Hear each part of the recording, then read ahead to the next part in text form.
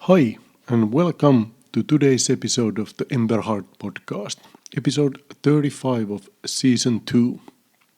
In this podcast, we provide practical tools, real world insights, and inspiring stories to help shape the future of girls everywhere. So, let's dive into the topic of today. Learning to see the good inside, understanding before correcting. Dear Amelia Emberhart, lately I've been thinking deeply about what it means to guide a child without first trying to fix behavior. One idea has stayed with me. Before changing what a child does, we try to understand who the child is in that moment and what she is trying to make us understand. This shift feels simple, yet it changes everything. Inspired by ideas from Good Inside by Becky Kennedy, I keep returning to a grounding belief: we are all good inside. Behavior can be messy, loud, confusing, or even hurtful, but the person beneath it is not bad. When a child struggles, the behavior is often a signal of an internal struggle. When we see struggle, do we respond with abandonment and criticism or with boundaries and compassion? Because how we respond does more than resolve a moment.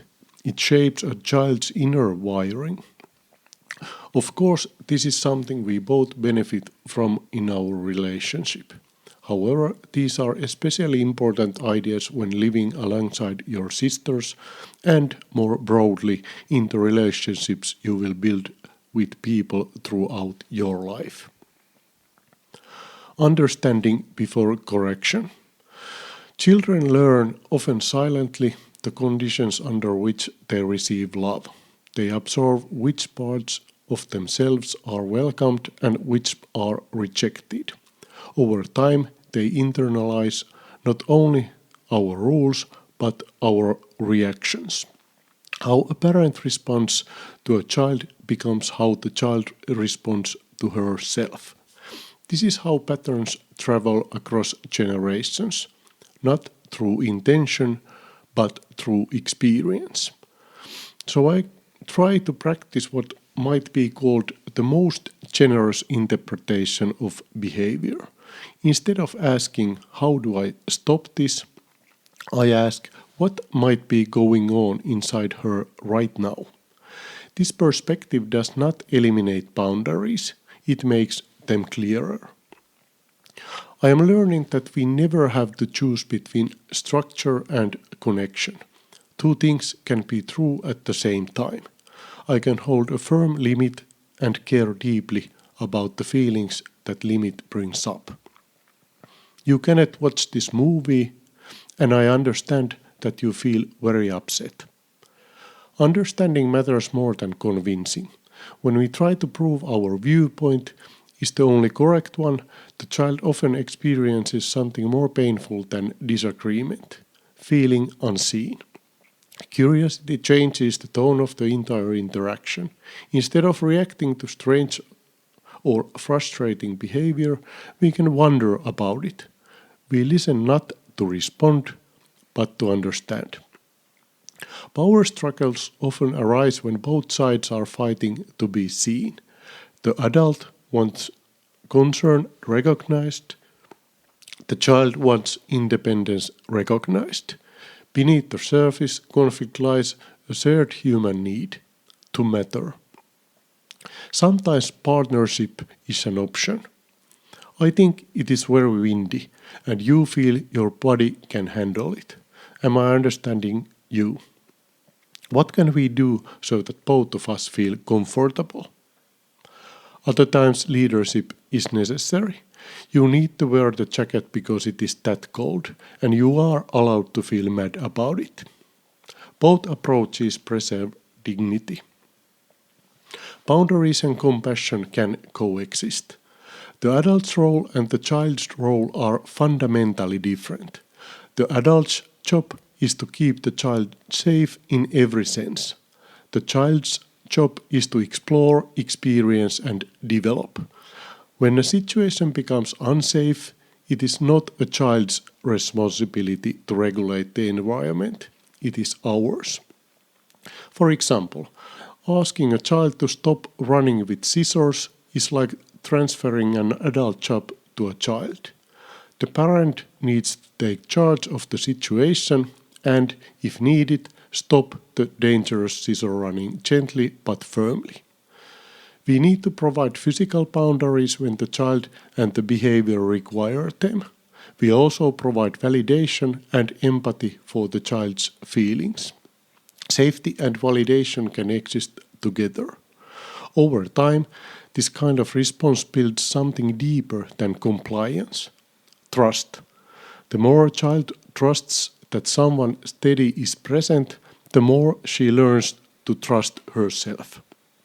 Confidence grows not from being corrected, but from being held steady while experiencing big feelings. This is how self-regulation develops. A child who can say, "I hate this," is already learning to process emotion. A child who lashes out is showing that the skill is still forming. Our response can either support that growth or shut it down. When a child experiences distress, directing attention away from the feeling may silence the moment, but weaken resilience. Staying present matters. Not fixing, not distracting, staying. Clear boundaries paired with empathy communicate a powerful message. I love you so much that I will not allow anything dangerous to happen, and I care about how this feels to you. Building self-trust and lasting connection. One lesson that moves me deeply is what happens when children are left alone in distress. Without support, they may begin to doubt their own perceptions. They may reshape reality to preserve connection. They may blame themselves because it feels safer than acknowledging disconnection. Over time, this can become an adult who mistrusts her own intuition and measures her worth by others' reactions. Staying with a child in emotion teaches something essential. Feelings are real, valid, and trustworthy. A child can be vulnerable in close relationships and remain safe. Emotional truth and connection can exist together. In this way, children learn that love is not conditional or on perfection. I want to help a child grow not only in pro-social skills, but also in self-trust. I want our relationship to become a place where connection and growth are both possible. And in doing so, I find that my own confidence grows as well.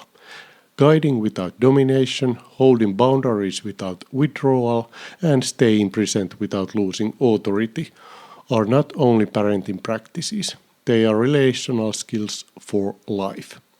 The more secure the child feels, the more freely she can explore.